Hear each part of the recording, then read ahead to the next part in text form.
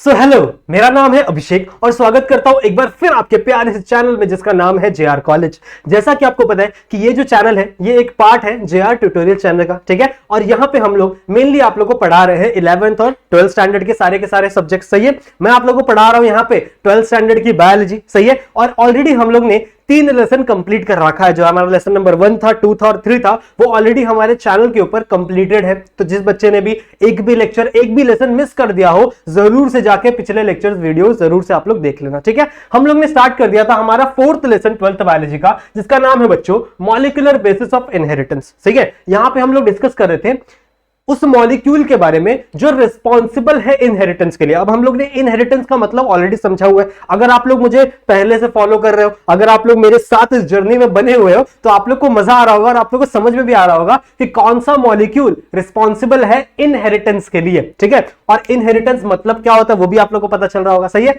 Inheritance का मतलब क्या है कि एक कैरेक्टर आपके फादर से आपके अंदर ट्रांसफर हो रहा है, सही है। एक जनरेशन से कोई भी कैरेक्टर दूसरे जनरेशन में जब ट्रांसफर होता है तो इस प्रोसेस को हम लोग क्या बोलते हैं, इनहेरिटेंस, सही है। और कौन सा मॉलिक्यूल रिस्पॉन्सिबल है इनहेरिटेंस के लिए, दैट इज डीएनए मॉलिक्यूल, सही है। तो आज हम लोग क्या देखेंगे, देखो आज हम लोग इस डीएनए की बच्चों पैकेजिंग के बारे में देखने वाले हैं कि इतना बड़ा डीएनए, मैं आप लोगों को बताऊंगा डीएनए की साइज बच्चों बहुत बड़ी होती है, ठीक है। उतने बड़े डीएनए को हम अपने छोटे से सेल में, इतना छोटा सेल है ना जो हमें दिखाई भी नहीं पड़ता ऐसे, उतने अंदर सेल के अंदर हम उसे कैसे पैक कर सकते हैं। तो आज हमारा जो टॉपिक है वो है डीएनए पैकेजिंग का, सही है। इसके बाद जो लेक्चर्स आएंगे उसमें मैं आप लोग को डीएनए रेप्लिकेशन के बारे में सिखाऊंगा, फिर हम लोग आगे आगे बहुत सी चीजें समझेंगे, ठीक है। मैं आप लोगों को क्विक एक ओवरव्यू दे देता हूं इस पूरे के पूरे लेसन का। लेक्चर नंबर 1 में देना भूल गया था, यहां पे देख लो, ठीक है। इस पूरे लेसन में हम लोग को पढ़ना क्या क्या है वो इस स्लाइड पे मैंने ऑलरेडी लिख दिया है। क्या क्या है यहाँ पे देखो, यहां पे है search for the genetic material, ठीक है। हमें जेनेटिक मटेरियल की खोज में जाना है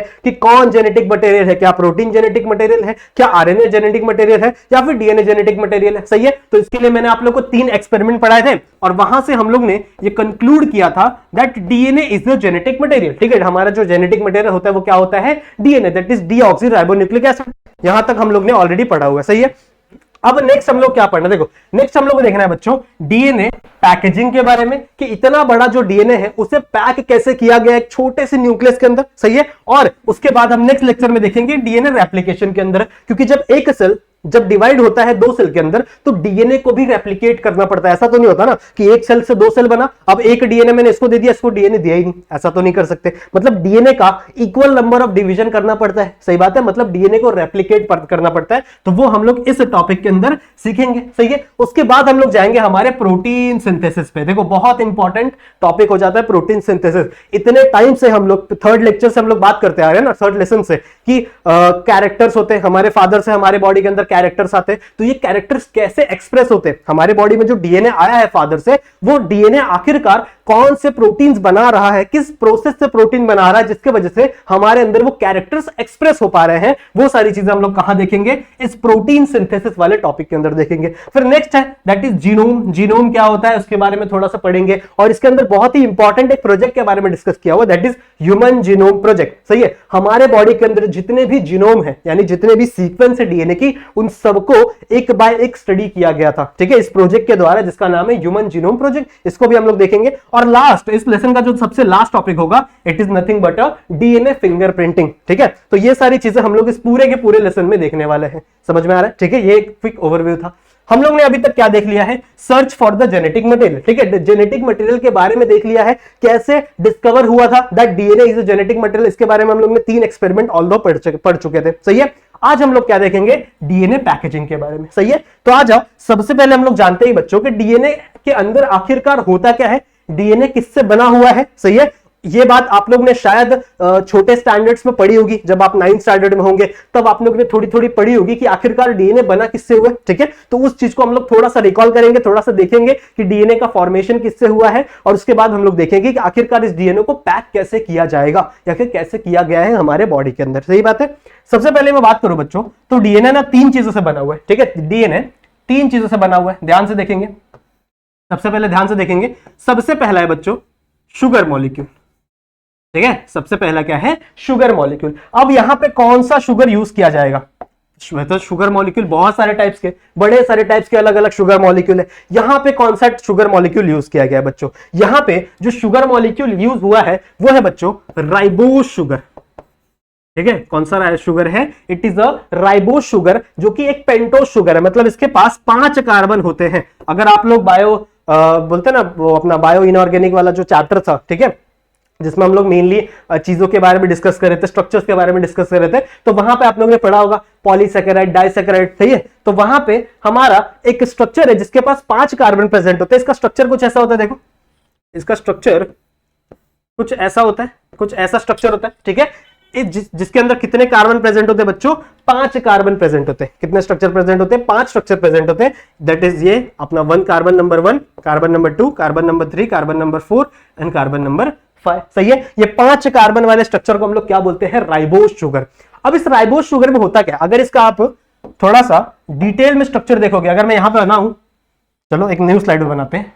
मान लो ये है राइबोज शुगर, ठीक है, ये है राइबोज शुगर। जब आप राइबोज शुगर को, इसके स्ट्रक्चर को थोड़ा और डिटेल में देखोगे तो यहां पे आप लोगों को देखने मिलेगा कि यहां पे आपका एक H लगा हुआ है, सही है, और यहां पे आपका एक OH लगा हुआ है। सेम टू सेम यहां पे भी एक H लगा है, यहां पे भी एक OH लगा है। सेम टू सेम यहां पे भी एक OH लगा है, यहां पे भी एक H लगा है, सही है, और यहां पे C2H5 का मॉलिक्यूल लगा रहता है। ये एक स्ट्रक्चर होता है आपके राइबोज शुगर का। लेकिन यहां पे अगर मैं डीएनए की बात करूं तो हम लोग डायरेक्टली राइबोज नहीं लेंगे, हम लोग डीऑक्सी राइबोज लेंगे। देखो उसका नाम ही है, डीएनए का फुल फॉर्म क्या है? डीएनए का फुल फॉर्म क्या है?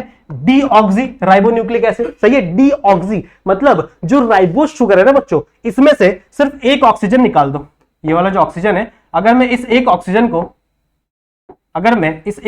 को यहां से निकाल दूं, ठीक है, इस एक ऑक्सीजन को यहां से निकाल दो तो क्या बचेगा? सिर्फ और सिर्फ हमारा H बचेगा। मतलब ये कंडीशन कैसी हो गई? डीऑक्सी वाली कंडीशन हो गई।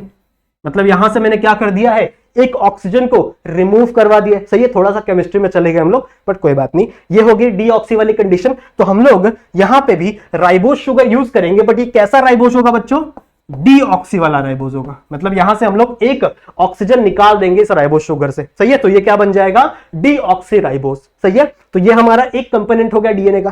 फिर दूसरे कंपोनेंट की बात करें, तो वो होता है हमारा nucleic acid, sorry nucleic acid नहीं,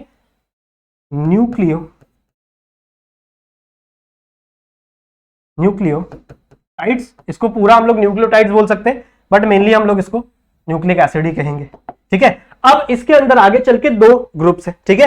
एक है प्यूरिन्स और एक है पिरिमिडिन्स। ध्यान से देखो, सब समझ में आएगा। एक है प्यूरिन्स और एक है पिरिमिडी, ठीक है, समझ में आ रही बात? नाइट्रोजनस बेसिस है, ठीक है। ये सारे क्या है? Nitrogenous bases. यहां लिख दे नाइट्रोजनस बेसिस, ठीक है। तो मैंने आपको क्या बोला था? जो आपका डीएनए है वो 3 चीजों से बनके मिला हुआ है। एक आपका हम लोग ने पढ़ लिया, दैट फर्स्ट वन क्या था? अपना शुगर। कौन सा शुगर था? Ribose sugar. राइबोज शुगर भी किस फॉर्म में है बच्चों? डीऑक्सी के फॉर्म में, सही है। ये अपना पहली चीज हो गई। दूसरा है नाइट्रोजनस बेसिस, ठीक है, न्यूक्लिक एसिड बोल सकते हो, it is a nitrogenous bases. अब नाइट्रोजनस बेसिस बच्चों 2 प्रकार के होते हैं, 2 ग्रुप में डिवाइड होते हैं, ठीक है। एक है आपका बच्चों प्यूरिन्स, ध्यान से सुनो, एक है आपका प्यूरिन्स और एक है अपना पिरिमिडिन्स। अब प्यूरिन्स 2 है और पिरिमिडिन्स 2, ये देखो ये ग्रुप है, ये एक्चुअल में कुछ नहीं है, इट इज अ ग्रुप, ठीक है। अब प्यूरिन्स के अंदर 2 चीज आती है, एक है एडिनाइन, ठीक है, एक है एडिनाइन। और एडिनाइन हमेशा किससे बाइंड करेगा? हमेशा थायामीन से, ठीक है। एडिनाइन हमेशा किससे बाइंड करेगा? थायामीन से बाइंड करेगा। स्पेलिंग थोड़ी सी गलत हो गई है, थोड़ी सी स्पेलिंग गलत हो गई, ठीक है, थायामीन।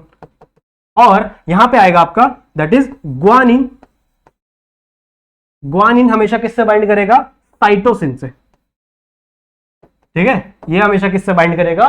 साइटोसिन से। तो हम लोग को क्या देखने मिल रहा है यहां पे कि भैया प्यूरिन्स के अंदर 2 चीजें आती है, एक आपका एडेनिन, एक आपका ग्वानिन, ठीक है। और पिरिमिडिन्स के अंदर 2 चीजें आती है, एक आपका थायामीन और एक आपका साइटोसिन, सही है। अब देखो ये एक ग्रुप के नाम है, ग्रुप के अंदर ये 2 चीजें आती है, इसका मतलब टोटल 4 टाइप के नाइट्रोजनस बेसिस हम लोग ने देख लिए, ठीक है। 4 नाइट्रोजनस बेसिस है, एक आपका एडेनिन, एक आपका ग्वानिन, सही है, फिर एक आपका थायामीन और एक आपका साइटोसिन। ये हो गई डीएनए की बात। अगर यहीं पे आरएनए होता तो यहीं पे अगर आरएनए होता तो ये थायामीन रिप्लेस कर दिया जाता यूरासिल से, ठीक है। दूसरा नाइट्रोजनस बेसिस आता जिसका नाम है यूरासिल, और उस कहां लग जाता, वो थायामीन की जगह लग जाता, ठीक है। इतनी बातें क्लियर हो गई।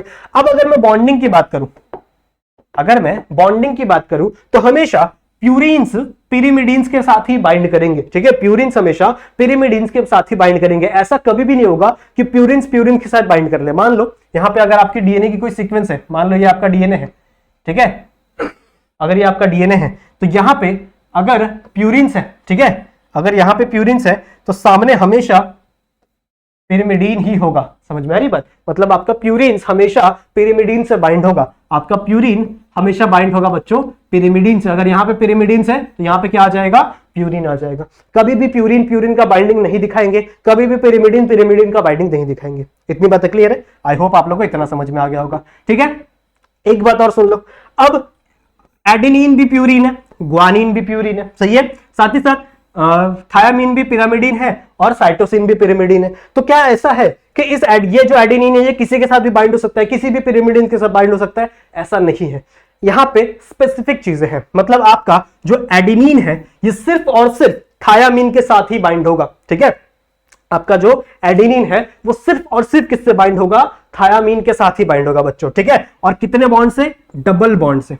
हमेशा याद रखना, आपका जो एडेनिन है वो थायामीन से हमेशा डबल बॉन्ड के थ्रू कनेक्टेड होता है, और आपका जो गुआनिन है वो हमेशा साइटोसिन से ही बाइंड होगा with the help of triple bond, ठीक है। और ये कौन से बॉन्ड होते हैं, ये हाइड्रोजन बॉन्ड होते हैं, ठीक है। These are the hydrogen bonds. समझ में आ रही बात? सो आई होप आप लोगों को इतना समझ में आ गया, यहां तक क्लियर है, ठीक है। 4 प्रकार के नाइट्रोजनस बेसिस है, ठीक है, 4 प्रकार के नाइट्रोजनस बेसिस है, और मोटा मोटा देखा जाए तो 2 ग्रुप में हम लोग ने डिवाइड किया है। एक है आपके प्यूरिन्स, एक है आपके पिरिमिडिन्स। प्यूरिन्स की बात करें तो 2 प्रकार के प्यूरिन्स है, एक आपका एडेनिन और एक है आपका ग्वानिन, सही है। अगर पिरिमिडिन्स की बात करें तो एक है आपका थायामीन और एक है आपका साइटोसिन, सही है। हमेशा प्यूरिन्स जो है वो पिरिमिडीन्स के साथ ही बाइंड करेंगे with the help of hydrogen bonds, सही है। जो आपका एडेनिन है वो हमेशा थायामीन के साथ ही बाइंड करेगा, और थायामीन हमेशा एडेनिन के साथ ही बाइंड करेगा। ऐसा नहीं कि थायामीन कभी भी ग्वानिन के साथ बाइंड कर रहा है, ऐसा कभी नहीं होगा, कभी नहीं होगा, किसी भी डीएनए के अंदर नहीं होगा, ठीक है। हमेशा जो आपका एडेनिन है वो थायामीन के साथ ही बाइंड करेगा with the help of double bond. और ये डबल बॉन्ड कैसे बच्चों, हाइड्रोजन बॉन्डिंग है। साथ ही साथ आपका जो ग्वानिन है, ठीक है, ये ग्वानिन हमेशा साइटोसिन के साथ बॉन्ड होगा, साइटोसिन के साथ बॉन्ड फॉर्मेशन करेगा with the help of triple bond, ठीक है। ये कितने बॉन्ड बनाएंगे, यहाँ पे 3 बॉन्ड का फॉर्मेशन करेंगे, और ये तीनों बॉन्ड भी क्या है, हाइड्रोजन बॉन्ड ही है। अगर मैं स्ट्रक्चर की बात करूं, ठीक है, अगर मैं स्ट्रक्चर की बात करूं तो इनका स्ट्रक्चर थोड़ा सा बड़ा होता है प्यूरिन्स का, और पिरिमिडिन्स का स्ट्रक्चर थोड़ा सा छोटा होता है एज कंपेयर टू। देखो ऐसे याद रखो कि प्यूरिन्स का नाम छोटा है तो इनका स्ट्रक्चर बड़ा है, और पिरिमिडिन्स का नाम बड़ा है तो इनका क्या है, स्ट्रक्चर छोटा है। तो अगर मैं बात करूं प्यूरिन्स की तो इनका स्ट्रक्चर कुछ इस तरीके का होता है, कुछ इस तरीके का होता है।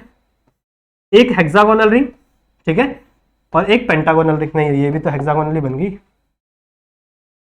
एक सेकेंड, ठीक है। एक हेक्सागोनल रिंग और एक आपकी पेंटागोनल रिंग।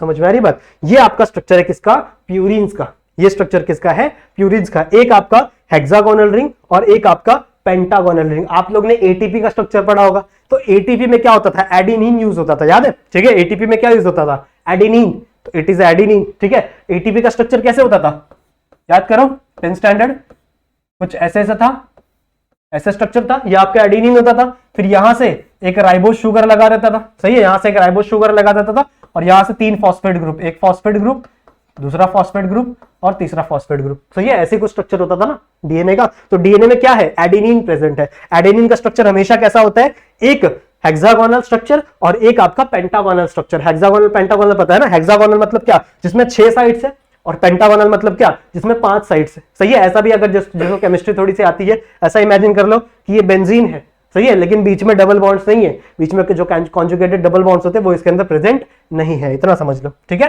यहां तक समझ में आ गया?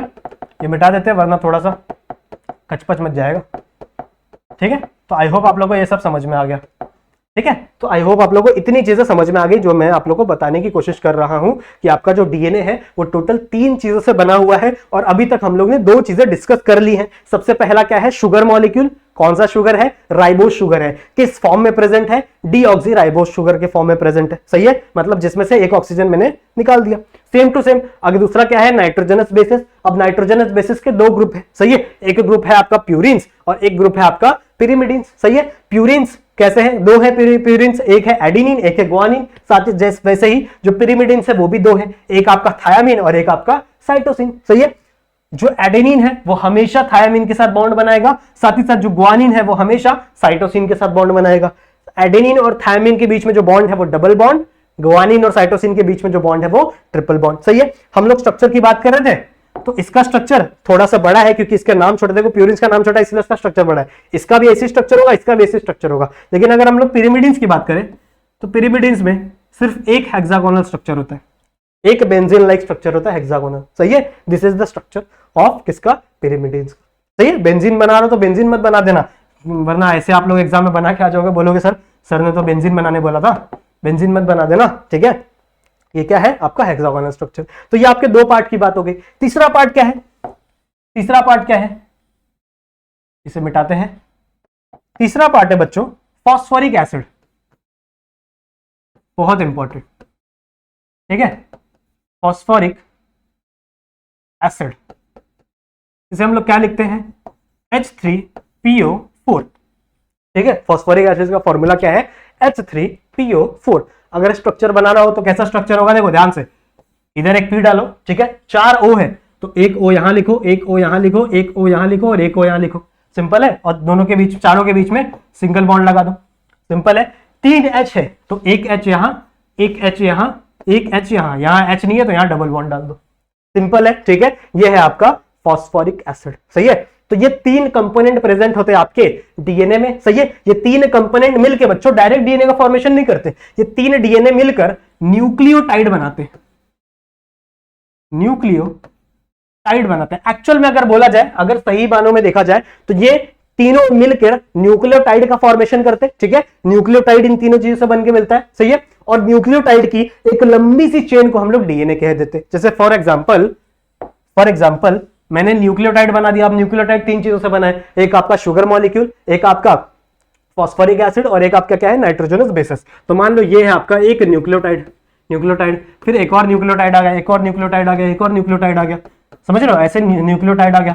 अब इनके बीच में बच्चों बॉन्ड बना दिया जाता है, ये सब न्यूक्लियोटाइड एक दूसरे से जुड़ जाते हैं। ठीक है, फॉस्फोडाइस्टर का बॉन्ड लग जाता है इन दोनों के बीच में। ठीक है, इनके बीच में फॉस्फोडाइस्टर का बॉन्ड लग जाता है, जहां से ये पूरी की पूरी बड़ी सी चेन क्या कहलाती है? डीएनए। ठीक है, ये पूरी सी बड़ी चेन क्या कहलाती है? डीएनए कहलाती है। अगर आपको आरएनए बनाना होगा तो कुछ नहीं करना है, कुछ भी चेंजेस नहीं करने, बस आपको एक चीज चेंज करना है, ये थायामीन को रिप्लेस कर देना है आपको यूरासिल से। ठीक है, इससे रिप्लेस कर देना है यूरासिल से, बाकी हर एक चीज सेम है। और हाँ, एक और चीज अलग है, यहाँ पे आपको डीऑक्सी राइबोज नहीं यूज करना, वहां पे आपको सिर्फ राइबोज यूज करना है, वहां पे डीऑक्सी राइबोज का हम लोग यूज नहीं करेंगे। सही है, इसीलिए उसका नाम क्या है? RNA, ribonucleic acid. राइबो का मतलब होता है राइबोज। ठीक है, राइबोन्यूक्लिक एसिड, यहाँ पे डीऑक्सी राइबोन्यूक्लिक एसिड। सही है, मतलब डीऑक्सी राइबोन्यूक्लिक मतलब हम लोग ने राइबोज में से ऑक्सीजन को रिमूव करवा दिया। सिंपल सी बात है। ठीक है, तो आई होप आप लोग डीएनए समझ गए। ठीक है, डीएनए किससे बना हुआ है? डीएनए न्यूक्लियोटाइड से बना हुआ है, न्यूक्लियोटाइड ये 3 चीजों से बना हुआ है। सही है, आई होप आप लोग को इतनी चीज समझ में आ गई। अब चलते हैं हम लोग पैकेजिंग के बारे में। आ जाओ, अब आ जाओ, थोड़ी बातें हम लोग करते हैं बच्चों पैकेजिंग के बारे में, कि आखिरकार पैकेजिंग क्या होती है और कैसे होती है। देखो आपके बुक में लिखा हुआ है, आपकी बुक में लिखा हुआ है कि जो हमारा डीएनए है, मान लो एक सेल, ठीक है, देयर इज अ 1 सेल, या आपके बॉडी का कोई भी एक सेल है। इस एक सेल से अगर मैं डीएनए निकालूं, ठीक है, आपके बॉडी के किसी भी एक सेल से अगर मैं डीएनए को निकालूं तो उस डीएनए की लेंथ कितनी होगी पता है? अगर उस डीएनए को मैं से लाइन से सजा दूं तो उस डीएनए की लेंथ होगी अराउंड 2.2 मीटर लंबी। कितना? 2.2 मीटर। देखो इतनी तो इंसान की हाइट भी नहीं होती है। हम लोग बोलते हैं ना इतना 1 मीटर होता है, ऐसा नापते हैं ना बहुत सारे लोग, ये इतना 1 मीटर होता है। तो देख लो 2.2 मीटर लंबी एक डीएनए की, सिर्फ एक डीएनए की, जो आपके सिर्फ एक सेल में प्रेजेंट है, उतनी लेंथ है आपके एक डीएनए की। और अगर मैं इसी सेल के, ठीक है, इस सेल में क्या प्रेजेंट होगा? न्यूक्लियस प्रेजेंट होगा। इस न्यूक्लियस का अगर मैं डायमीटर बताऊं आप लोग को, तो इस न्यूक्लियस का डायमीटर बच्चों 10⁻⁻6 मीटर। कितना? 10⁻⁻6। मतलब इस 10 के आगे 6 जीरो लगा दो, कितना हो जाएगा? 1 2 3 4 5 6 इतना इसकी डायमीटर है। समझ में आ रही बात? इतने मीटर में इसकी डायमीटर है। तो ये इतना छोटा है, ये इसकी डायमीटर इतनी छोटी है, फिर भी इतने बड़े डायमीटर के इतने छोटे डायमीटर के अंदर इतना बड़ा डीएनए आखिरकार कैसे पैक किया गया है। ठीक है, कैसे पैक किया गया है वही हम लोग को देखना है यहाँ पे इस टॉपिक के अंदर। समझ में आ रही बात? ठीक है, समझ में आ रही बात? ये है आपका डीएनए का लेंथ, ये है आपका डायमीटर ऑफ न्यूक्लियस। ठीक है, ऐसा भी कहा जाता है कि अगर आप अपने बॉडी के जितने भी डीएनए हैं सबको निकाल के बांध के एक लाइन में सजा दो, सही है, आपकी बॉडी पूरे बॉडी के जितने भी डीएनए हैं उसको निकाल के एक लाइन से सजा दो ना, तो आप अर्थ के 3 चक्कर लगा लोगे। इतना लंबा डीएनए है हमारे एक बॉडी के अंदर। समझ में आ रही बात? तो इतना बड़ा लेंथ है डीएनए का, उसको हम कैसे पैक करेंगे एक छोटे से न्यूक्लियस के अंदर, सही है, इतने छोटे से न्यूक्लियस के अंदर कि वो हमको दिखाई भी नहीं देता। समझ में आ रही बात? तो ये हम लोग को सीखना है यहाँ पे। समझ में आ रही बात? ठीक है, तो देखो 2 प्रकार के सेल होते हैं। अगर मैं सेल्स की बात करूं तो टोटल 2 प्रकार के सेल होते हैं। ठीक है, सेल्स एक होता है प्रोकैरियोटिक सेल और एक होता है यूकैरियोटिक सेल। सही है, एक है प्रोकैरियोटिक सेल और एक है यूकैरियोटिक सेल। अगर मैं प्रोकैरियोटिक सेल की बात करूं तो मान लो एक बैक्टीरिया है, मान लो एक बैक्टीरिया है ई कोलाई। तो जितने भी प्रोकैरियोटिक सेल्स होंगे बच्चों, उनका जो डीएनए है वो हमेशा सर्कुलर फॉर्म में प्रेजेंट होगा। ठीक है, उनका डीएनए हमेशा किस फॉर्म में प्रेजेंट होगा? सर्कुलर फॉर्म में प्रेजेंट होगा। और प्रोकैरियोटिक सेल्स के अंदर कोई भी न्यूक्लियर मेम्ब्रेन प्रेजेंट नहीं होती, तो यहां पे इसको फिट करने का चांस ही खत्म। वैसे भी इसका डीएनए बहुत ही छोटा होता है। ठीक है, इसका डीएनए जो प्रोकैरियोट्स होता है उसका डीएनए बहुत ही छोटा होता है, तो इसको फिट करने का बात ही खत्म हो जाता है। हम लोग बात करेंगे मेनली, हम लोग बात करेंगे किसके? यूकैरियोटिक सेल की। मान लो ये तुम्हारा कोई सेल है, ठीक है, तुम्हारे बॉडी से मैंने एक सेल निकाल लिया, अब इसके अंदर न्यूक्लियस प्रेजेंट होगा। क्यों? क्योंकि ये है यूकैरियोटिक सेल। ठीक है, it is a eukaryotic cell. और इस यूकैरियोटिक सेल में बच्चों लीनियर क्रोमोसोम होते हैं, ऐसे कुछ क्रोमोसोम्स प्रेजेंट होते हैं, और इसके अंदर क्या भरा रहता है? अपना डीएनए। सही है, इसके अंदर क्या भरा हुआ रहता है? हमारा डीएनए। तो हमें इसी क्रोमोसोम्स के अंदर डीएनए को फिट करना, इसको पैक करना सीखना है इस पूरे के पूरे टॉपिक के अंदर। सही है, समझ में आ रही बात? तो अच्छा, इसको पैक करने के लिए हमें एक प्रोटीन की सहायता लेनी पड़ेगी। ठीक है, एक प्रोटीन का यूज करना पड़ेगा। उस प्रोटीन का नाम है बच्चों हिस्टोन। ठीक है, उस प्रोटीन का नाम क्या है? हिस्टोन। तो अगर आप कोई भी आपसे हिस्टोन के बारे में पूछे तो आप लोग को सिंपल सा ये जवाब देना है कि histone is a protein binding. ठीक है, प्रोटीन को बांधने वाला एक प्रोटीन है। ठीक है, histone is a protein binding protein. Also histone जो होता है बच्चों वो पॉजिटिवली चार्ज होता है, पॉजिटिवली चार्ज होता है। सिंपल सी बात है। अगर आप डीएनए की बात करो, डीएनए के बारे में ये चीज आप लोगों को पता है। देखो डीएनए में एक चीज आप लोगों को हमेशा याद रखना चाहिए, डी से डीएनए, एन से नेगेटिवली चार्ज और ए से एसिडिक। तो जो डीएनए मॉलिक्यूल है वो हमेशा नेगेटिवली चार्ज होगा। ठीक है, नेगेटिवली चार्ज होगा और एसिडिक मॉलिक्यूल है, एसिडिक मॉलिक्यूल है। एसिडिक क्यों है? फॉस्फोरिक एसिड है इसके अंदर। सही है, फॉस्फोरिक एसिड है इसके अंदर, और ये क्या है बच्चों? नेगेटिवली चार्ज है। तो अगर किसी भी नेगेटिवली चार्ज बॉडी को अगर आप पॉजिटिव के पास लेकर आओगे तो उन दोनों के बीच में अट्रैक्शन देखने के लिए मिलेगा। हम लोग ने पढ़ा है ना, negative positive attracts each other. सही है, positive positive repel each other, negative negative also repel each other. तो same charge repel each other, opposite charge attract each other. इसीलिए आपका जो हिस्टोन मॉलिक्यूल है जो कि प्रोटीन बाइंडिंग प्रोटीन है, ठीक है, मॉलिक्यूल है, ये क्या है बच्चों? Positively charge. ठीक है, क्या क्या है ये? Positively charge. ये हमेशा ध्यान में रखना, ये बात हमेशा जहन में रखना, अपने ध्यान में रखना। अब जो हिस्टोन मॉलिक्यूल है ये टोटल 5 टाइप के होते हैं। ठीक है, जो हिस्टोन मॉलिक्यूल है ये टोटल 5 प्रकार के होते हैं। कितने? देखो नाम याद रखना, एकदम सिंपल है। इधर आओ, सिखाता हूं तुम लोग को। ठीक है, सबसे पहला होता है H1 हिस्टोन। ठीक है, दूसरा होता है H2A हिस्टोन। ठीक है, तीसरा होता है H2B हिस्टोन, उसके बाद H3 हिस्टोन। ठीक है, H2C नहीं है, H3 हिस्टोन, और लास्ट होता है अपना H4 हिस्टोन। तो ये नाम याद हो जाएगा, बहुत सिंपल है। क्या है? देखो 5 टाइप के हिस्टोन है। ठीक है, 5 प्रकार के हिस्टोन है, उसमें से 1 2 3 4 लगा लो, और 2 है उसको A और B दे दो। सिंपल एकदम। ठीक है, एक तो आपका क्या हो गया, हिस्टोन कितने टाइप्स की हो गया, 5 टाइप के। सबसे पहले आपका H1 हिस्टोन, दूसरा क्या है आपका H2A हिस्टोन, उसके बाद H2B histone, then H3 histone और उसके बाद क्या है H4 हिस्टोन। सही है। जो मेन प्रोटीन बाइंडिंग होती है, जो एक्चुअल में प्रोटीन एक्चुअल में आपका जो डीएनए बाइंडिंग होता है वो यही 4 हिस्टोन करते हैं। ठीक है, जो आपका लास्ट के 4 है that is H2A, H2B, H3 और H4। आगे चल के यही हिस्टोन का जो ऑक्टामर जो मॉलिक्यूल होता है वो बनाने में कौन हेल्प करता है, सिर्फ और सिर्फ H2A, H2B, H3 और H4। सही है, इसका भी काम आएगा, इसको भी हम लोग डिस्कस करेंगे लेकिन थोड़े टाइम बाद। पहले हम लोग किसको डिस्कस करेंगे, इसको। ये तीनों मिला के, ठीक है, सॉरी ये चारों मिला के एक आपका हिस्टोन का मॉलिक्यूल फॉर्म करते हैं। अब दोनों के 2-2 यूनिट आते हैं, सॉरी चारों के 2-2 यूनिट आते हैं। इसका भी 2 यूनिट आएगा, इसका भी 2 यूनिट आएगा, इसका भी 2 यूनिट आएगा और सिमिलरली इसका भी 2 यूनिट आएगा। समझ में आ रही बात? ठीक है, ये सब अपने 2-2 यूनिट लेते हैं और एक बड़ा सा राउंड सा स्ट्रक्चर फॉर्म करते हैं। आ जाओ दिखाता हूं, एक बड़ा सा, ठीक है, कुछ राउंड सा स्ट्रक्चर फॉर्म करते हैं, कुछ ऐसा। दिस इज द सर्कल और यहां से इसको मैंने डिवाइड कर लिया 2 पार्ट में। सही है, एक पार्ट ये इधर, एक पार्ट ये इधर। ठीक है, this is H2A histone, this is H2B histone, this is H3 histone और इसको 3D में इमेजिन करो, इसके पीछे H4 हिस्टोन प्रेजेंट है। इमेजिन करो 3D में। ठीक है, जादूगर तो हूं नहीं ना बच्चों, मैं तुम लोग को हर चीज दिखा दूं। सही है ना? ठीक है, तो एक हिस्टोन इसके पीछे ऐसे इमेजिन करो, जैसे संतरा देखा है तुम लोगों ने, संतरा। ठीक है, तो उसके अंदर कैसे देखो अलग अलग पार्टीशंस रहते हैं, वैसा ही कुछ यहाँ पे भी। ठीक है, वैसा ही कुछ यहाँ पे भी है। तो इसमें 4 टोटल पार्टीशन है, एक आपका H2A का, एक H2B का, एक H3 का और एक H4 का। सिमिलरली ऊपर भी है और नीचे भी है। ठीक है, ऊपर भी है और नीचे साइड भी प्रेजेंट है। समझ में आ रही बात? तो कुछ ऐसा स्ट्रक्चर हम लोग को मिलता है जिसमें हर एक हिस्टोन के 2 मॉलिक्यूल आते हैं। तो इसका भी 2 मॉलिक्यूल, इसका भी 2 मॉलिक्यूल, इसका भी 2 मॉलिक्यूल और इसका एक पीछे मॉलिक्यूल। ठीक है, ये और इसके पीछे वाला मॉलिक्यूल। तो टोटल 8 मॉलिक्यूल आते हैं और टोटल हिस्टोन का प्रोटीन बनाते हैं। इसीलिए इस स्ट्रक्चर को हम लोग कहते हैं, ध्यान से सुनेंगे, इस स्ट्रक्चर को हम लोग कहते हैं बच्चों हिस्टोन ऑक्टामर।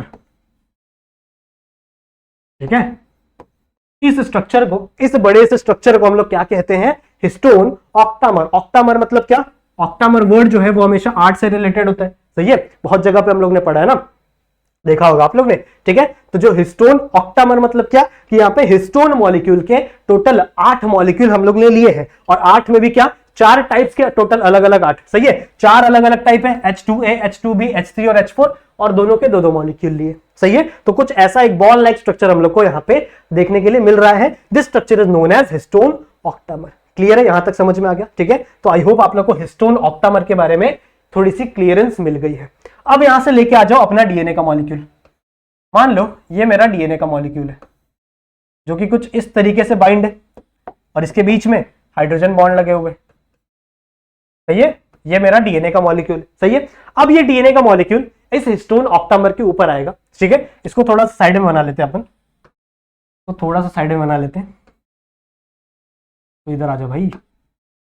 अब यहां पे ध्यान दो, मान लो यहां पे एक हिस्टोन ऑक्टामर है, this is the histone octamer. सही है, अब यहां से आपका डीएनए आएगा, यहां से आपका डीएनए आएगा। ठीक है, और ये इस हिस्टोन ऑक्टामर के ऊपर 2 राउंड मारेगा। ठीक है, हमारे घर में जैसे ऊन के धागे होते हैं, आप लोगों ने देखा होगा, हमारी मम्मियां ऊन सिल देती है फटाफट। सही है, बहुत सारे कपड़े बना देती है हमारे लिए। तो ऊन देखा होगा आप लोग ने, बहुत बड़ा बड़ा लंबा लंबा रस्सी होता है, उसको हमारी मम्मियां क्या करती है, छोटे से जगह पे छोटा सा उसका एक राउंड गोला फॉर्म कर देती है, वहीं पे रख देती है। कुछ वैसा यहाँ पे भी होगा। देखो यहाँ पे क्या होगा, आपका जो डीएनए आएगा, ठीक है, आपका जो डीएनए आएगा सबसे पहले वो क्या करेगा, 2 चक्कर मारेगा आपके हिस्टोन ऑक्टामर के। This is the histone octamer, ये आपका हिस्टोन ऑक्टामर है। ठीक है, इसके 2 चक्कर मारेगा, बीच वाला मिटा देता हूं मैं वरना कंफ्यूजन हो जाएगा थोड़ा सा।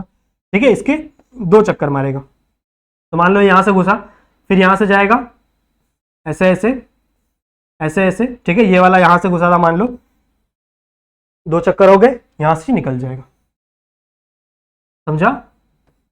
फिर दूसरा हिस्टोन का मॉलिक्यूल आएगा, मान लो यहां पे दूसरा हिस्टोन का मॉलिक्यूल है, तो ये वापस इसमें घुसेगा, ये वापस इसमें घुसेगा डीएनए मॉलिक्यूल। ठीक है, और ये वापस इसमें 2 चक्कर मारेगा।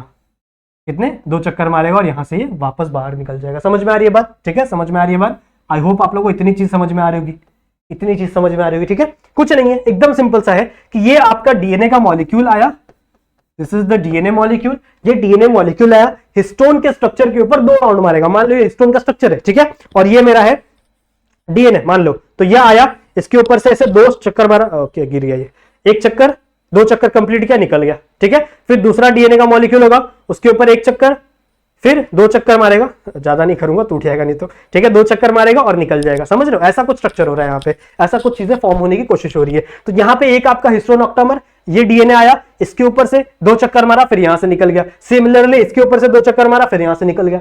समझ में आ रही बात। तो कुछ ऐसा स्ट्रक्चर यहाँ पे हम लोग को फॉर्म होते हुए दिख रहा है, कुछ ऐसा स्ट्रक्चर फॉर्म होते हुए दिख रहा है, जिसमें आपका जो हिस्टोन ऑक्टामर है, this is the histone octamer, इसके ऊपर आपके डीएनए मॉलिक्यूल राउंड हो रहे हैं, लपेटे जा रहे हैं, ठीक है। अब इस एक स्ट्रक्चर को क्या कहेंगे, नॉर्मली इसको हिस्टोन ऑक्टामर बोल रहे थे, लेकिन अब इस हिस्टोन ऑक्टामर के ऊपर क्या आ चुका है, डीएनए आ चुका है, सही है। तो अब इसे हम लोग कहेंगे बच्चों न्यूक्लियोसोम, न्यूक्लियोसोम, ठीक है। न्यूक्लियोसोम समझ में आ गया। What is mean by nucleosome, 2 चीजों से मिलकर बना है न्यूक्लियोसोम, एक हिस्टोन ऑक्टामर प्लस डीएनए, ठीक है, हिस्टोन ऑक्टामर प्लस डीएनए। मतलब ये जो इतना स्ट्रक्चर है, ये जो इतना स्ट्रक्चर है, इस स्ट्रक्चर को हम लोग क्या कहेंगे, न्यूक्लियोसोम। न्यूक्लियोसोम 2 चीजों से मिलकर बना हुआ है, एक आपका हिस्टोन ऑक्टामर और दूसरा क्या है आपका डीएनए। समझ में आई बात, ठीक है। आई होप आप लोग को इतना स्ट्रक्चर, इतनी चीज समझ में आ गई होगी।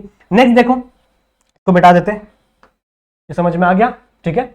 नेक्स्ट क्या होगा, सिमिलरली यहां से एक और हिस्टोन का मॉलिक्यूल मान लो, यहां पे एक और हिस्टोन का मॉलिक्यूल मान लो, सही है। सिमिलरली ये भी आएगा, ये भी ऐसे से जाएगा, ठीक है, डीएनए मॉलिक्यूल ऐसे से जाएगा और यहां से इसके ऊपर एक बार राउंड करेगा, फिर इसके ऊपर ऐसे दूसरी बार राउंड करेगा और फिर यहां से निकल जाएगा। समझ रहे हो। फिर सिमिलरली यहां से एक बार जाएगा, फिर यहां से दूसरी बार निकलेगा और फिर यहां से निकल जाएगा। समझ रहे हो। तो कुछ ऐसा स्ट्रक्चर फॉर्म हो रहा है। इसमें जो ये वाली चीज है, इसे मैंने क्या बोला, न्यूक्लियोसोम बोला, सही है। उसके साथ साथ ये जो बचा हुआ डीएनए है, ठीक है, ये वाला जो डीएनए मतलब यहां से लेके यहां तक का जो डीएनए है, इस डीएनए को हम लोग कहते हैं बच्चों लिंकर डीएनए, ठीक है। इस डीएनए को हम लोग क्या कहते हैं, लिंकर डीएनए। क्यों, क्योंकि ये 2 न्यूक्लियोसोम्स को लिंक कर रहा है। देख रहे हो, एक न्यूक्लियोसोम दूसरा न्यूक्लियोसोम, और इन दोनों क्या कर रहा है, ये लिंक कर रहा है। साथ ही साथ याद है हम लोग ने H1 हिस्टोन का यूज नहीं किया था, याद है हम लोग ने 2H2A, H2B, H3 और H4 का यूज किया था, लेकिन H1 हिस्टोन का यूज नहीं किया था। तो H1 हिस्टोन यहां पे यूज होता है। H1 जो हिस्टोन है वो इस कॉर्नर पे लगा रहेगा और इस कॉर्नर पे लगा रहता है। मतलब H1 हिस्टोन हमेशा लिंकर डीएनए पे लगा रहेगा, वो भी दोनों एंड पे, एक यहां इस एंड पे और एक इस एंड पे, ठीक है। So these are the H1 histone, ठीक है, these are the H1 histone. समझ में आया, यहां तक समझ में आया, ठीक है। तो ये आपके H1 हिस्टोन का रोल समझ में आ गया। बाकी के जो 4 टाइप्स है उससे आपका क्या बना था, ये आपका स्ट्रक्चर बना था, दैट इज हिस्टोन ऑक्टामर। और हिस्टोन ऑक्टामर के ऊपर जब आपका डीएनए लग गया तो इस चीज को मैंने क्या बोल दिया, न्यूक्लियोसोम। क्लियर है, ठीक है, क्लियर है। तो एक्चुअली मुझे यहां पे सब समझाना था क्योंकि मैंने यहां पे सब लिख के रखा था। तो चलो कोई बात नहीं, यहां पे एक बार और बना लेते हैं। तो कैसा स्ट्रक्चर है, मान लो ये आपका डीएनए आ रहा है और ये आपका न्यूक्लियोसोम, फिर ये आपका लिंकर डीएनए, फिर ये आपका न्यूक्लियोसोम, फिर ये आपका डीएनए, लिंकर डीएनए और फिर ये आपका न्यूक्लियोसोम। तो कुछ ऐसा स्ट्रक्चर हम लोग को देखने मिल रहा है, सही है। और इसमें से जो बीच वाले स्ट्रक्चर हैं, दीज आर द न्यूक्लियोसोम्स, सही है, दीज आर द न्यूक्लियोसोम्स, सही है। तो ये हो गए आपके न्यूक्लियोसोम्स और ये जो बीच वाला स्ट्रक्चर है ये क्या हो गया अपना लिंकर डीएनए। क्लियर है, ये आपका क्या हो गया, लिंकर डीएनए। अब इसी चीज को अगर आप बहुत बड़ा कर दो, मान लो इसी चीज को मैंने बहुत ही बड़ा कर दिया, ठीक है, या आपका लिंकर डीएनए या आपका न्यूक्लियोसोम, ऐसे ऐसे करके एक बड़ी सी चेन बन जाती है, एक बड़ी सी चेन बन जाती है। तो इस पूरे स्ट्रक्चर को यहां से लेके यहां तक, इस पूरे स्ट्रक्चर को हम लोग कहते हैं बच्चों क्रोमैटिन, ठीक है। इस पूरे स्ट्रक्चर को हम लोग क्या कह देते हैं, क्रोमैटिन। इस क्रोमैटिन के अंदर सब आ जाएंगे, न्यूक्लियोसोम्स भी आ जाएंगे, आपका लिंकर डीएनए भी आ जाएगा, सिंपल सी बात है। और इसी लिंकर डीएनए के ऊपर क्या लगा हुआ था, H1 हिस्टोन, क्या लगा हुआ है हर एंड पे, H1 हिस्टोन। क्लियर है, यहां तक समझ में आ गया, ठीक है। इसके ऊपर क्या लगा हुआ है, H1 हिस्टोन। अब अगर आप इस चीज को ध्यान से देखोगे, ठीक है, अगर आप इस चीज को ध्यान से देखोगे या फिर जब साइंटिस्टों ने इसको ध्यान से देखा तो साइंटिस्टों को ना ये मोतियों की माला की तरह लगा, ठीक है। ऐसे इमेजिन करो कि ये जो डीएनए है ये क्या है, एक रस्सी है, ठीक है, थ्रेड है, और इस थ्रेड के ऊपर ये छोटे छोटे हिस्टोन नामक मोतियों की माला रखी हुई है, सही है, कुछ ऐसा साइंटिस्टों को लगा, दैट्स वाई उन्होंने क्रोमैटिन को बीट्स ऑन अ स्ट्रिंग के नाम से भी पुकारा। Beads on a string, string समझते हो, ठीक है, मतलब धागा, उसके ऊपर बीट्स लगे हुए, यानी मोतियां रखी हुई हैं, समझ में आ रही बात, ठीक है। तो यह हम लोग को बीट्स ऑन अ स्ट्रिंग की तरह भी दिखाई पड़ रहा है, समझ में आ गया। और इस पूरे स्ट्रक्चर को यहां से लेके यहां तक इसे मैंने क्या बोल दिया, क्रोमैटिन बोल दिया। अब आप लोग को समझ में आ गया ये पूरा स्ट्रक्चर क्रोमैटिन है। ये क्या है आपका न्यूक्लियोसोम। इस न्यूक्लियोसोम के अंदर क्या क्या प्रेजेंट है, हिस्टोन ऑक्टामर, साथ ही साथ इस हिस्टोन ऑक्टामर के ऊपर 2 राउंड मारा हुआ डीएनए भी प्रेजेंट है। उसके बाद ये जो बीच वाला डीएनए है यहां से लेके यहां तक, it is known as linker DNA, और इस लिंकर डीएनए में दोनों एज पे क्या लगा हुआ है, H1 हिस्टोन। यहां तक समझ में आ गया। आई होप आप लोग को यहां तक चीजें एकदम क्लियरली समझ में आ गई है। अब नेक्स्ट स्टेप पे मूव करते हैं। अब देखो इसका हमें एक और बार राउंड करना है, ठीक है, इससे हम लोग को एक और बार घुमाना है। कैसे घुमाएंगे, एक और प्रोटीन होगा बच्चों जिसका नाम है न्यूक्लियोप्लाज्मिन। आपकी बुक में नहीं दिया हुआ है बट इसको एक बार ध्यान से देख लो, ये भी बहुत इंपॉर्टेंट हो जाता है। क्या बोल रहा है, क्या बोल रहा है ये देखो, एक एंजाइम है, एक एंजाइम बोल लो या फिर प्रोटीन बोल लो ज्यादा अच्छा रहेगा, जिसका नाम है न्यूक्लियोप्लाज्मिन, जिसका शेप कुछ इस तरीके का होता है, ठीक है, जिसका शेप कुछ इस तरीके का होता है, कुछ इस तरीके का स्ट्रक्चर होता है, ठीक है। अब आप लोगों ने ये देखा होगा, कुछ फीमेल्स लोग को देखा होगा, लड़कियों को देखा होगा कि उनके पास कुछ ऐसे स्ट्रक्चर होते हैं, ठीक है, छोटे छोटे ऐसे लंबे लंबे चीजें होते हैं, जिसपे क्या करती है वो अपने बालों को लपेट देती है और वहीं पे छोड़ देती है। फिर कुछ टाइम बाद जब वो उस चीज को रिमूव करती है तो उनके बाल कर्ली हो जाते हैं, देखा होगा, ठीक है। वैसा ही कुछ यहाँ पे भी होने वाला है। हम लोग अपना क्रोमैटिन को लाएंगे, क्रोमैटिन को इसके ऊपर मूव ये कराएंगे, ठीक है, राउंड करवाएंगे, और हमारा जो आने वाला निकलेगा क्रोमैटिन निकलेगा वो थोड़ा सा बेंडेड होगा, ठीक है, समझ में आ रही बात। तो इसके पहले, ये बनाने से पहले हम यहाँ पे एक अपना क्रोमोसोम बना देते हैं, ठीक है। This is our chromosome, this is centromere, this is our second arm of chromosome, ठीक है। अब देखो इस क्रोमोसोम के अंदर बच्चों, इस क्रोमोसोम के अंदर एक और प्रोटीन पड़ा होता है यहाँ पे, कुछ इस तरीके का। यहाँ पे एक और प्रोटीन पड़ा हुआ है, किसके अंदर, इस क्रोमोसोम के अंदर। अब इस प्रोटीन का काम बाइंड करना नहीं है डीएनए को, ठीक है, सिर्फ डीएनए को एक सहारा देना। जैसे फॉर एग्जांपल ये है, ठीक है, अब इसके ऊपर मैं किसी भी चीज को लपेट दूं, मान लो इसके ऊपर मैं ऐसे इसको लपेट दूं, ठीक है, ऐसे लपेट दूं। अब ये इसके ऊपर चिपका तो नहीं है, चिपका तो ये किससे, हिस्टोन से चिपका हुआ है, ये सिर्फ इसके ऊपर ऐसे सहारा दिया हुआ है, समझ में आ रही बात, समझ में आ रही बात। वैसा ही यहां पे इसके अंदर भी एक प्रोटीन प्रेजेंट है जो डीएनए से बाइंड नहीं करेगा, लेकिन डीएनए को एक स्टैंड देगा, एक सहारा देगा, जिसके ऊपर डीएनए आपका लिपट सकता है, ठीक है। ये डीएनए को चिपकाएगा नहीं, ठीक है, डीएनए को अटैच करने वाला प्रोटीन कौन सा था, हिस्टोन, लेकिन ये हिस्टोन का काम नहीं करेगा, that's why it is non histone, ठीक है। ये जो प्रोटीन है it is a non histone, और ये कहां प्रेजेंट है बच्चों, क्रोमोसोम के अंदर प्रेजेंट है, दैट्स व्हाई इसका नाम हो जाता है बच्चों, इसका नाम हो जाता है non histone chromosomal protein, chromosomal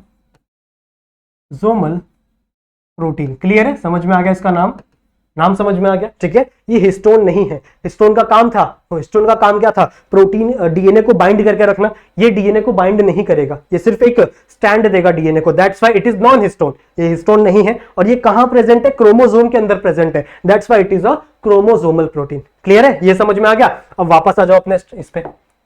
यहां तक हम लोग ने क्या पढ़ा था, हम लोग ने बीट्स ऑन द स्ट्रिंग पढ़ लिया है, यानी क्रोमैटिन पढ़ लिया, दिस इज अवर क्रोमैटिन, ये क्या है हमारा क्रोमैटिन, ठीक है। अब ये जो क्रोमैटिन है ये इस प्रोटीन के ऊपर लिपटा जाएगा। इस प्रोटीन को बच्चों हम लोग न्यूक्लियोप्लाज्मिन कहते हैं, ठीक है। इस प्रोटीन को हम लोग न्यूक्लियोप्लाज्मिन कहते हैं, ठीक है, मैंने लिखा होगा यहाँ पे, हाँ यहाँ पे लिखा हुआ है, ठीक है। तो इसको हम लोग न्यूक्लियोप्लाज्मिन कहते हैं। अब ये होगा कैसे, देखो ये आएगा यहाँ पे, ये ऐसे आएगा और यहाँ पे ऐसे लिपट जाएगा, ऐसे कुछ इस तरीके से लिपट जाएगा, जिसकी वजह से इसके अंदर ही बच्चों एक कर्व देखने के लिए मिल जाएगा। जैसे मैंने आप लोगों को एग्जांपल दिया था ना कि हम लोग बालों को कर्ली बनाने के लिए, फीमेल्स जो होती है, ठीक है, बहुत सारे लड़के भी होते हैं जो बालों को कर्ली बनाने के लिए उनको ऐसे बांध लेते हैं एक छोटे से स्टिक पे, उसके बाद जब उसको निकालते हैं तो बाहर से घुंघरालू हो जाते हैं, ठीक है। तो सेम चीज यहाँ पे भी की हुई है, यहाँ पे इस न्यूक्लियोप्लाज्मिक नामक प्रोटीन पे इसको हम लोग ने क्या कर लिया, बांध लिया हमारे क्रोमैटिन को। अब जैसे ही हमारा क्रोमैटिन यहां से निकलेगा, ठीक है, तो उसका कुछ इस तरीके का शेप हो जाएगा, देखो कुछ इस तरीके का शेप हो जाएगा, देख रहे हो, कुछ इस तरीके का शेप हो जाएगा, मतलब वो इसे कर्व फॉर्म करेगा। यहां तक क्या था, स्ट्रेट था, लेकिन यहां तक क्या आ गया, हो गया वो कर्व हो गया। अब यही चीज यहां इसके अंदर घुस जाएगी, देख रहे हो, कुछ ऐसे स्ट्रक्चर में यहां पे इसके ऊपर लग जाएगा, कुछ ऐसे स्ट्रक्चर में आपका जो क्रोमैटिन है वो इसके ऊपर लग जाएगा। और हाँ, इस क्रोमैटिन के बीच में आपके न्यूक्लियोसोम्स तो प्रेजेंट हो गई, तो मान लो यहाँ पे न्यूक्लियोसोम्स भी है, इसके ऊपर आपका डीएनए लपेटा हुआ है। समझ में आ रही है बात, समझ में आ रही बात, ठीक है, बना लेना, कोई दिक्कत की बात नहीं, क्लियर है। तो ये टर्न पता चला किसकी वजह से है, ये इस न्यूक्लियोप्लाज्मिन की वजह से है। बाकी चीजें पता चल गई, इसके अंदर क्या है, इसके अंदर कुछ ऐसा स्ट्रक्चर है जिसमें ये आपका पूरा का पूरा स्ट्रक्चर क्रोमैटिन है, और ये एक स्ट्रक्चर न्यूक्लियोप्लाज्मिन कहा जाता है। न्यूक्लियोप्लाज्मिन के अंदर क्या है, समझ में आ गया ना, हिस्टोन है प्लस डीएनए है, और ये जो बीच वाला स्ट्रक्चर है it is a linker DNA, और हर लिंकर डीएनए के साइड साइड में यहां पे, ठीक है, हर लिंकर डीएनए के साइड साइड पे H1 हिस्टोन लगा हुआ है। क्लियर है। सो आई होप आप लोग को ये समझ में आ गया होगा, और ऐसे हमारा जो डीएनए है उसे पैक किया जाता है हमारे क्रोमोसोम के अंदर। सो आई होप आप लोग को डीएनए पैकेजिंग ये जो टॉपिक है ये अच्छी तरीके से समझ में आ गया होगा, ठीक है, क्लियर है, ठीक है। सो आई होप आप लोग को वीडियो पसंद आई होगी। अगर वीडियो पसंद आई है तो जरूर से लाइक कर लेना, ठीक है। चैनल पे नए हो तो सब्सक्राइब जरूर से कर लेना और हमारे फैमिली का हिस्सा बन जाना, सही है। अगर आपको कोई भी डाउट होता है तो आप कमेंट तो कर ही सकते हो, साथ ही साथ ये मेरा इंस्टाग्राम आईडी है, ठीक है, आप यहां पे भी आके मुझे मैसेज कर सकते हो, फॉलो कर सकते हो, वहां पे अपने सारे डाउट्स क्लियर करवा सकते हो अगर आपको कोई भी डाउट होता है तो, ठीक है। साथ ही साथ मिलते हैं नेक्स्ट वीडियो में। अगर आप लोगों को वीडियो पसंद आई है तो वापस एक बार बोल रहा हूं, लाइक जरूर से कर देना, ठीक है। तो मिलते हैं नेक्स्ट वीडियो में जहां पे हम लोग बात करेंगे डीएनए रेप्लिकेशन के बारे में, सही है। तब तक के लिए कीप स्टडीइंग।